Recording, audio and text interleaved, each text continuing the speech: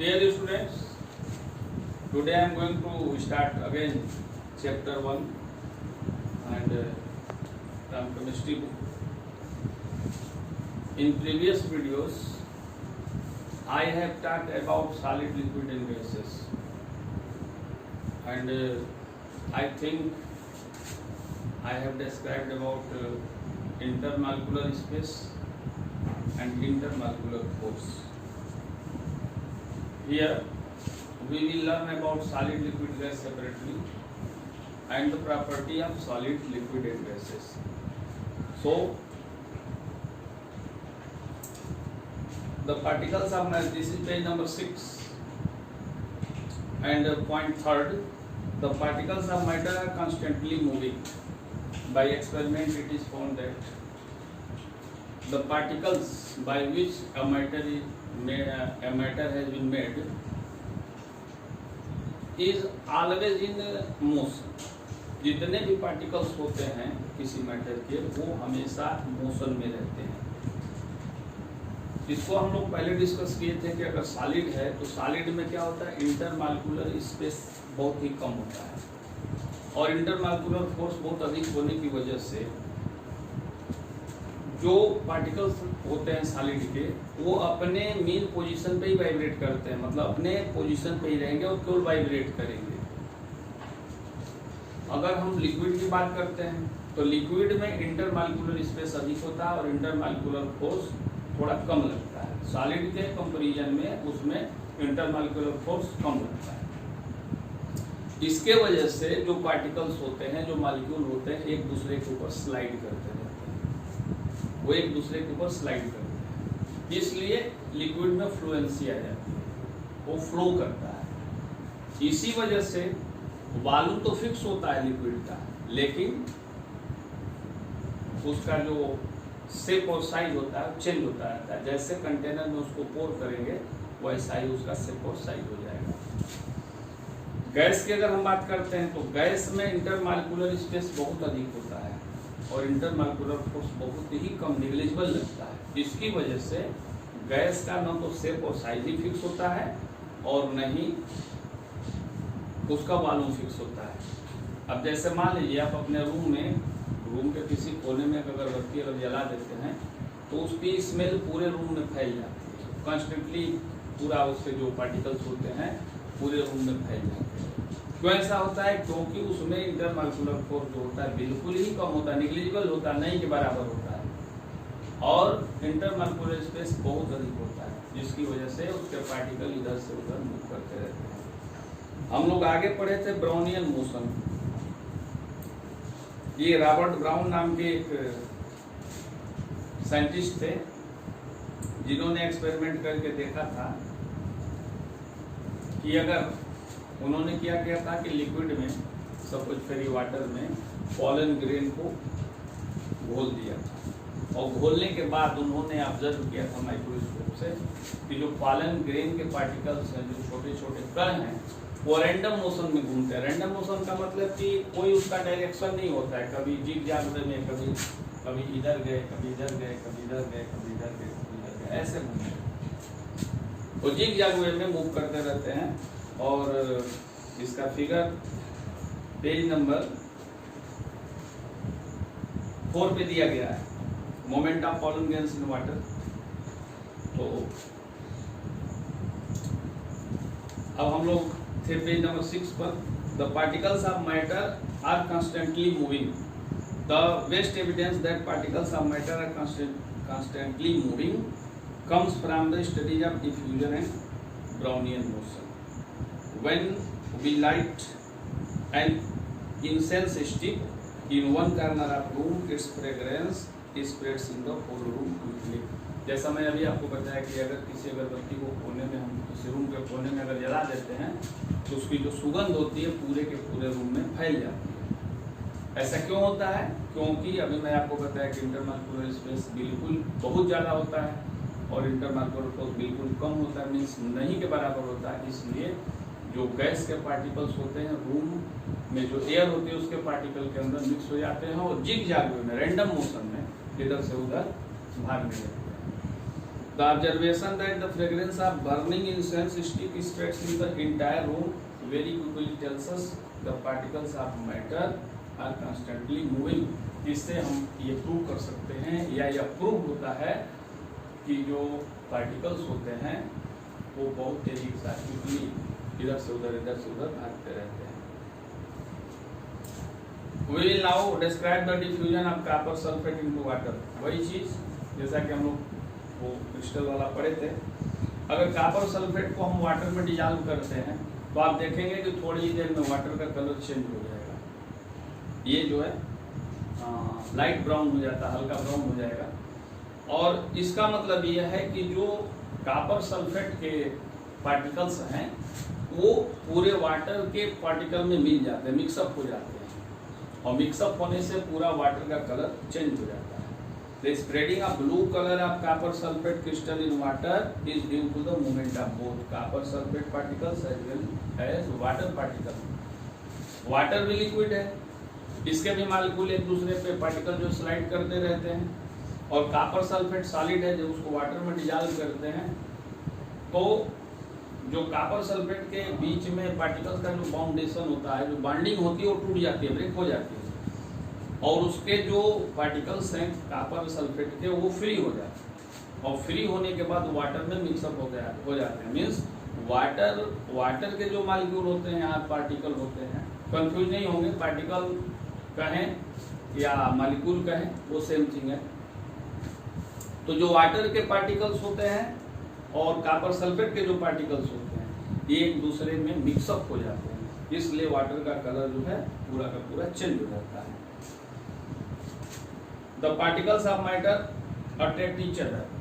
इसको मैं बताया था आप लोगों को कि हम लोग जब फिजिक्स का 3rd चैप्टर पढ़ेंगे यूनिवर्सल ऑफ ग्रेविटेशन, तो न्यूटन ने ये प्रूव किया है कि इस यूनिवर्स में जितने भी मैटर हैं वो एक दूसरे को अट्रैक्ट करते हैं, वो एक दूसरे को अपनी तरफ अट्रैक्ट करते हैं। सपोज करिए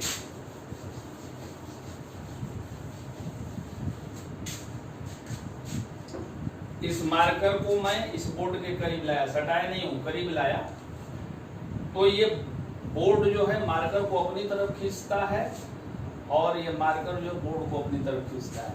तो जनरली अगर हम लोग ऐसा कर देते हैं तो ऐसा क्यों नहीं होता कि मार्कर को क्यों नहीं अपने आप में सटा लेता, अटैच क्यों नहीं हो जाता है, या बोर्ड ही क्यों नहीं आकर अट्रैक्ट हो जाता है जैसे कि मैग्नेट में होता है? ऐसा नहीं होता है क्योंकि न्यूटन के लॉ के अनुसार ये जो फोर्स दोनों के बीच में लगता है F = G × m1 m2 / r²। ये फार्मूला है, जो फोर्स इनके बीच में अप्लाई होता है वो फोर्स इसके ऊपर होता है। ये ग्रेविटेशनल कांस्टेंट है।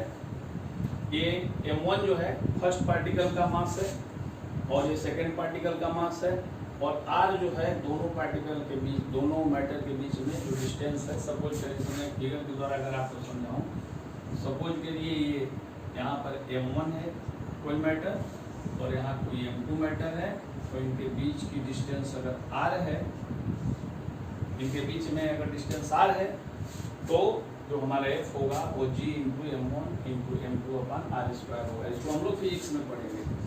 तो इसका मतलब ये हुआ कि जो ये रूल यहाँ अप्लाई हो रहा है यही रूल हर जगह अप्लाई होगा। तो इस रूल के अनुसार the particles of matter attract each other. इसका मतलब ये कि जो मैटर के पार्टिकल्स हैं वो एक दूसरे को अपने तरफ अट्रैक्ट करते हैं। There are some forces of attraction between the particles of matter which bind them together. इनके बीच में, पार्टिकल्स के बीच में कुछ फोर्स होते हैं जो पार्टिकल्स को आपस में बांध के रखते हैं। The force of attraction between the particles of the same substance is known as cohesion. The force of attraction between means आपको अगर पूछा जाए what will be the cohesion force, तो इसको आप नोट कर लेंगे, लिख लेंगे cohesion force।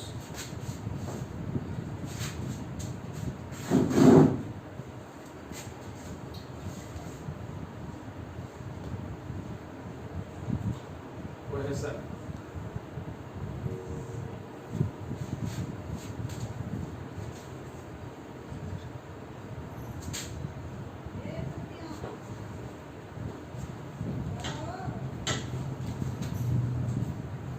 the force of attraction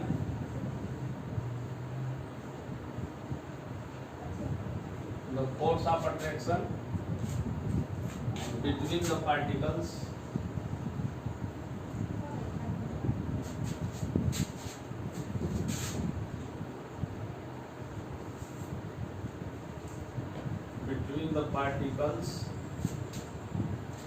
of the same substance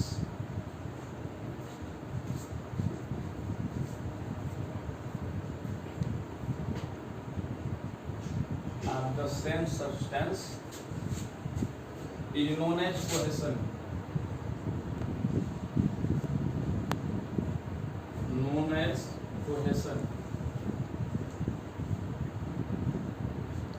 अगर सेम सब्सटेंस के पार्टिकल के बीच में जो फोर्स अप्लाई होता है, सेम सब्सटेंस के पार्टिकल के बीच में जो फोर्स अप्लाई होता है, उस फोर्स को हम लोग कहते हैं कोहेशन फोर्स.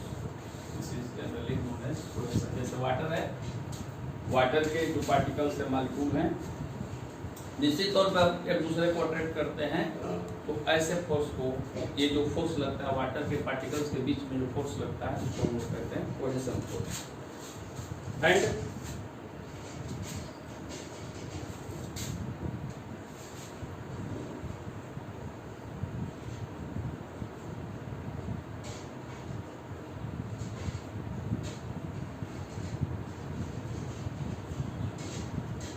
एडहेशन होता है, कोहेशन और एडहेशन.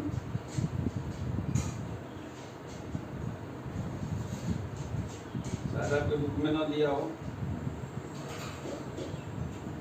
कोहेशन और एडहेशन.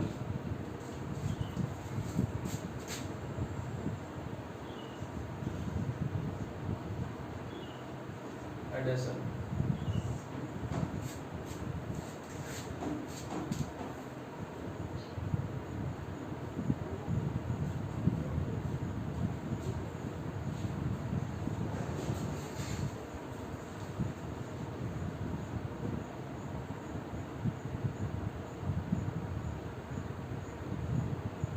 ये चूंकि 11th का है, इसलिए इस बुक में शायद नहीं दिया हुआ.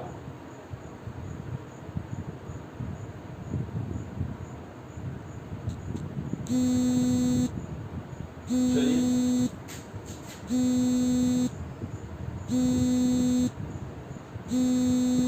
the force of attraction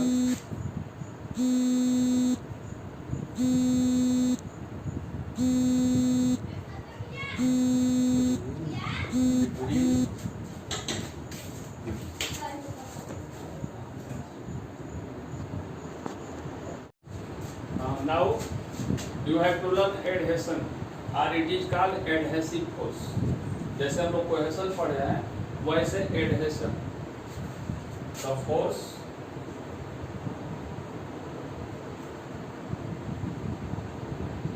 of attraction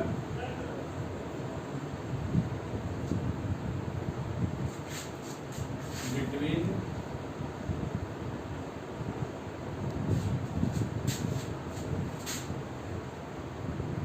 the particles of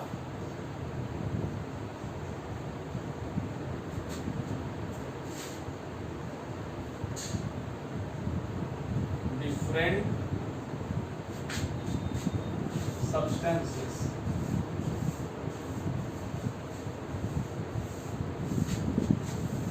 is called adhesion.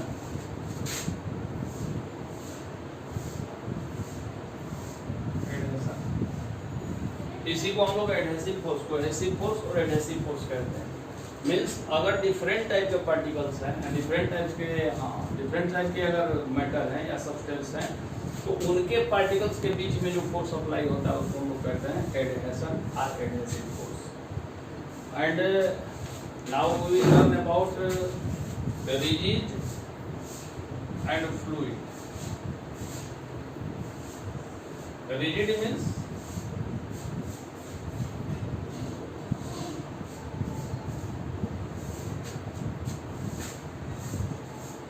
unbreakable, unbending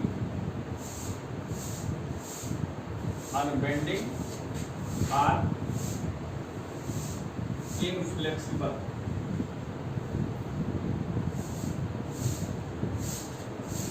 ऐसे सब्सटेंस जो नेचुरली, जैसे मान लीजिए आप काटन लेते हैं, रुई लेते हैं, रुई उसको दबाएंगे तब जाएगा वो। और ये अगर हम लेते हैं जैसे मार्कर, इसको अगर हम दबाएंगे तो जनरली ये नहीं करेगा। इसको जबरदस्ती चाहे तो तोड़ सकते हैं, लेकिन जनरली हम चाहें, नेचुरली चाहें तो ये नहीं टूटेगा। तो ये रिजिड है। और fluid,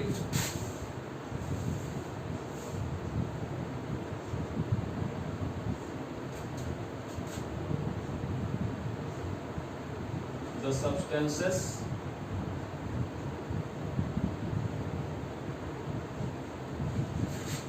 which can flow easily,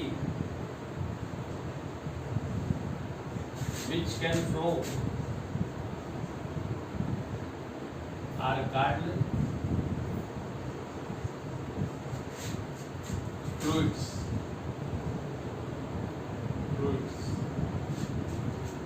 वही सब्सटेंस जो फ्लो कर सकते हैं उनको हम लोग फ्लूइड कहते हैं। लिक्विड और फ्लूइड में डिफरेंस ये है कि लिक्विड में सिर्फ जैसे वाटर है, ऑयल है, ये आता है, गैसें नहीं आती हैं। लेकिन फ्लूइड में गैसें और ये लिक्विड दोनों आते हैं। एस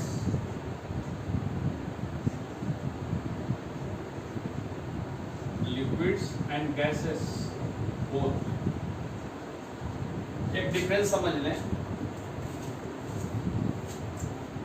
जैसे वाटर है, अगर मान लीजिए आपके पास कोई वाटर ग्लास है, वो 250 ml की है, और आप 100 ml अगर उसमें वाटर आप डालते हैं तो 100 ml तक ही वो ग्लास भरेगी, फिल होगी, और बाकी जो होगा पार्ट उसका वैकेंट रहेगा, खाली रहेगा, एम्प्टी रहेगा। लेकिन अगर आप उसमें गैस भरते हैं और सपोज करें कि गैस आपके और 10 ग्राम 10 ml ही भरते हैं, तो उस गैस से पूरी ग्लास भर जाएगी। तो फ्लूइड क्या करता है कि पूरे कंटेनर को फिल कर देता है, और लिक्विड जो है पूरे कंटेनर को फिल नहीं करता है। ये डिफरेंस है लिक्विड और फ्लूइड। लेकिन जो जनरल इसकी प्रॉपर्टी है, जो जनरल डिफिनीशन है, वो ये है कि वे सब्सटेंस जो फ्लो कर सकते हैं, all the substances which can flow are called fluids. जो फ्लो कर सकते हैं those are called fluids. And now we will learn classification of solid, liquids and gases. अब हम लोग सॉलिड, लिक्विड और गैस का क्लासिफिकेशन पढ़ेंगे नेक्स्ट वीडियो में, और इनकी जो हम फिजिकल और केमिकल प्रॉपर्टीज पढ़ेंगे। काइनेटिक थियरी के आधार पर हम ये पढ़ेंगे कि which substance are called solid and which are called liquid and which are called gases and why they are called so, और ऐसे क्यों कहे जाते हैं, इसका रीजन क्या है, किस रीजन के आधार पर हम किसी सब्सटेंस को लिक्विड कहेंगे या गैस कहेंगे या सॉलिड कहेंगे। तो इसका हम लोग केमिकल और फिजिकल दोनों प्रॉपर्टी पढ़ेंगे नेक्स्ट वीडियो में। और अभी तक के लिए जिन लोगों ने नोट्स नहीं बनाया केमिस्ट्री का, वो पीछे के नोट्स बना लेंगे। कुछ तो मैं जो लिखता हूँ उसको आप लिख लेंगे, इसको तो निश्चित तौर पे आप लिखेंगे, साथ साथ इसके एक्सरसाइज में क्वेश्चन दिए गए हैं उसको भी आप नोट कर लेंगे। आप लोगों में से 1-2 लोगों का ही क्वेश्चन था कि सर पूरे क्वेश्चन लिखे हैं, क्वेश्चन तो बहुत अधिक हैं, बात सही है, क्वेश्चन बहुत अधिक है। तो अगर सेम टाइप के क्वेश्चन हैं तो उसको आप इग्नोर कर दीजिए, छोड़ दीजिए, और डिफरेंट टाइप के हैं तो उनका आंसर आप लिख लीजिए। और जनरली आप देखेंगे एक ही क्वेश्चन को 2, 3, 4 तरीके से पूछा जाता है, उसे पूछने का मेथड है, उसका आंसर एक ही हो, तो इसलिए आप ऐसे क्वेश्चंस को एक बार ही केवल लिखें, बहुत ज़्यादा लिखने की जरूरत नहीं है। हाँ, चैप्टर एक टॉपिक वाइज जो है आप इसको लिखते अगर चलेंगे तो आपके लिए काफ़ी ईजी रहेगा, इसलिए इसको टॉपिक वाइज लिखें। और अगर मान लीजिए टॉपिक वाइज नहीं लिख सकते हैं तो जैसे क्वेश्चन सब दिए गए हैं इसको आप लिखते चले। And if you have any type of problem, अगर कोई दिक्कत होती है आपको लिखने में या समझने में, तो you may contact me on my WhatsApp number और my personal number. Thank you for watching video.